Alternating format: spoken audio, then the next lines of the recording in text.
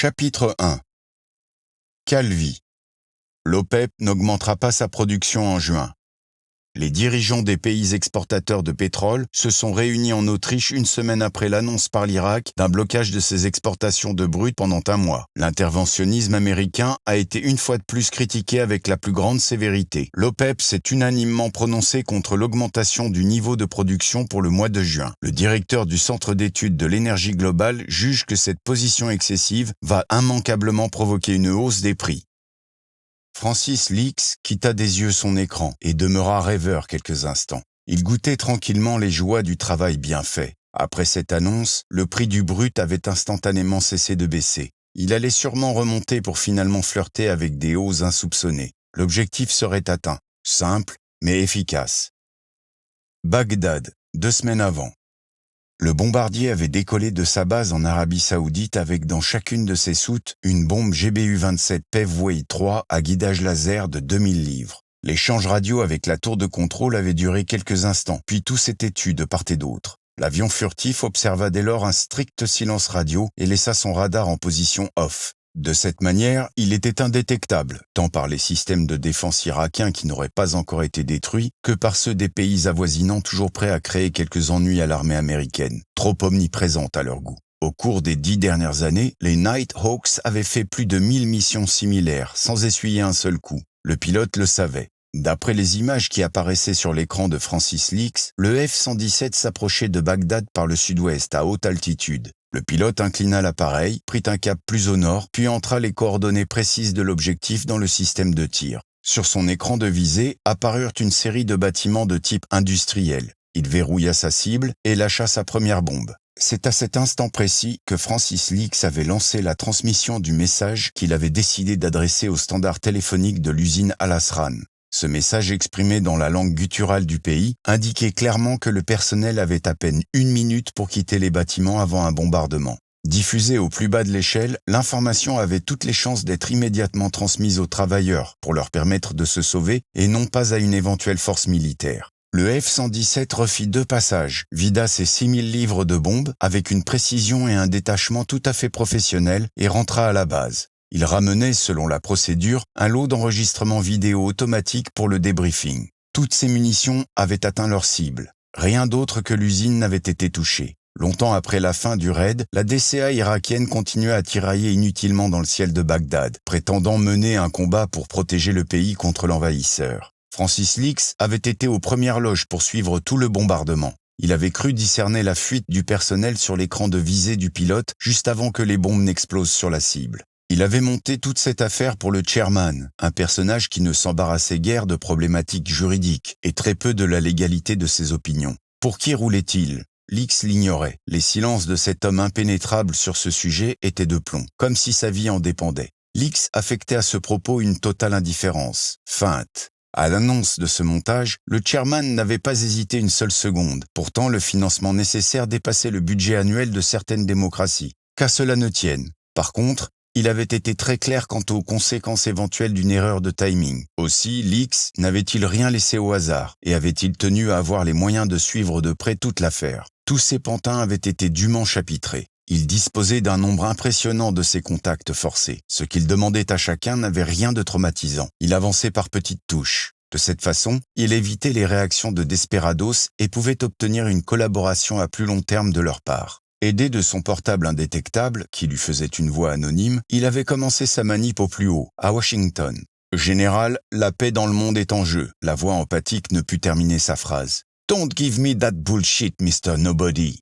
Madame va bien ?» poursuivit la voix, plus insidieuse. « Ok, vous me tenez. Qu'est-ce que vous voulez? J'ai une montagne de rapports à avaler avant 11 heures. » En fait, tout ce que Leaks, la voix pour le général, lui demandait de faire, c'était d'incorporer les informations qu'il lui distillait à celles des divers rapports des différents services de renseignement de l'État. C'était lui qui les digérait chaque matin pour éditer le résumé journalier du président. Il y joignait un conseil détaillé sur les actions qu'il convenait d'entreprendre en conséquence.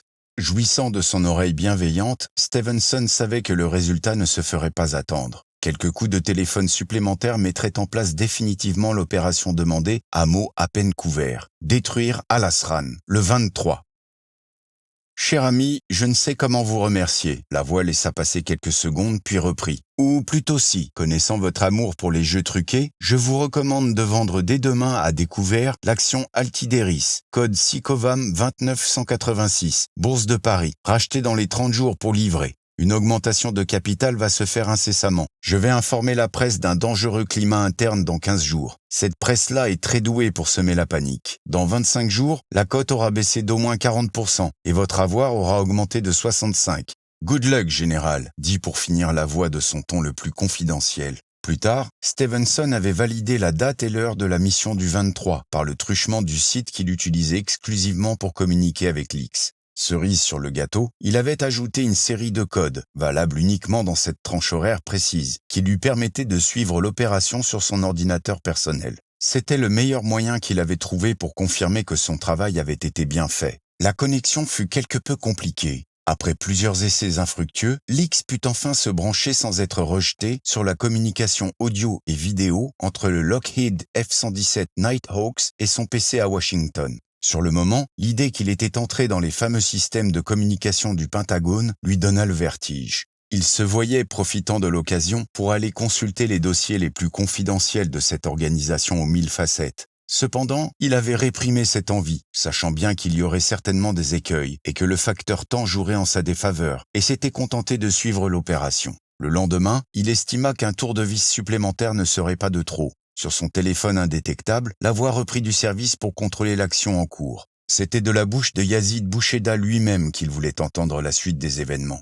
Yazid, pourtant ministre des Affaires étrangères, était toujours dans ses petites babouches lorsqu'il s'adressait au grand leader. C'était lui qui avait eu à lui annoncer la mauvaise nouvelle. Ne tenant pas à ce que l'X divulgue les sulfureux secrets qu'il savait sur lui, il rapporta fidèlement à la voix la teneur de sa conversation avec le président. « Monsieur le Président, lui avait-il dit, notre usine de Al Asran vient d'être bombardée par l'aviation américaine. Il n'en reste rien. » « Elle était là pour ça, mon ami Yazid, » lui avait laconiquement répondu le président. « Il n'y a rien dedans, tu le sais, que de la pharmacie, ne t'en inquiète pas. Cependant, notre réaction à cet acte délibéré d'agression de la part de notre ennemi juré doit être exemplaire. Junior doit payer. J'ordonne que nous arrêtions immédiatement nos exportations de brut pendant 1 mois. Je veux la première du quotidien Al-Hayat. La meute assoiffée de cette presse européenne inféodée aux Américains s'abreuve des informations puisées dans notre grand quotidien panarabe. Elle suivra. Notre pensée fera le tour des grandes capitales. Les peuples sauront comment leurs maîtres se conduisent à l'égard de notre pays opprimé. Oui, Excellence. Appelle El Yassen à l'OPEP pour t'assurer que son organisation nous soutiendra massivement. Dis-lui que le calme dont j'ai fait preuve depuis assez longtemps pourrait ne pas durer si mes amis ne m'aident pas. Oui, Monsieur le Président, d'autant plus que l'ONU prend scandaleusement fait et cause pour les États-Unis et parle de ne pas reconduire nos accords. Yazid n'aurait pas un seul instant imaginé contrer ce président aux colères meurtrières, dont chaque idée une fois exprimée devenait parole de prophète, c'est-à-dire s'il voulait rester vivant et conserver son influence. L'X, la voix déformée par son portable stérile, profita de cette peur chronique pour en demander plus encore à son interlocuteur qui s'exécuta. Ce qu'il n'avait appris qu'après coup, Yazid, c'était que quelques jours auparavant, le président avait reçu la visite d'un éminent acheteur, grec à en croire son nom, Zanis, accrédité jusqu'au bout des ongles, accompagné d'une pléthore de conseillers, banques comprises, pour discuter de la pluie et du mauvais temps.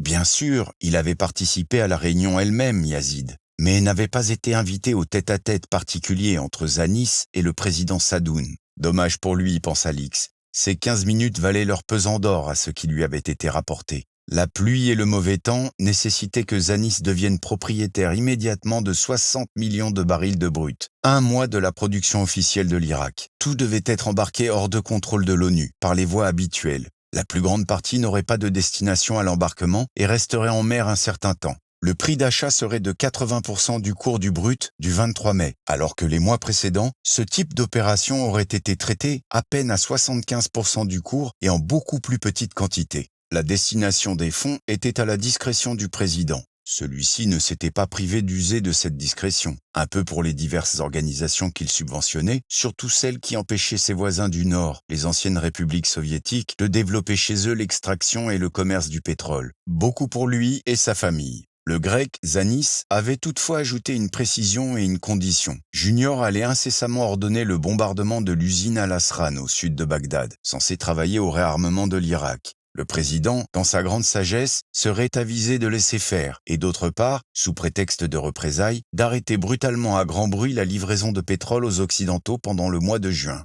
Yazid confirma catégoriquement à la voix que le président avait concédé sans retenue cette condition. L'inavouable manipulation avait été poussée à son paroxysme par le chairman.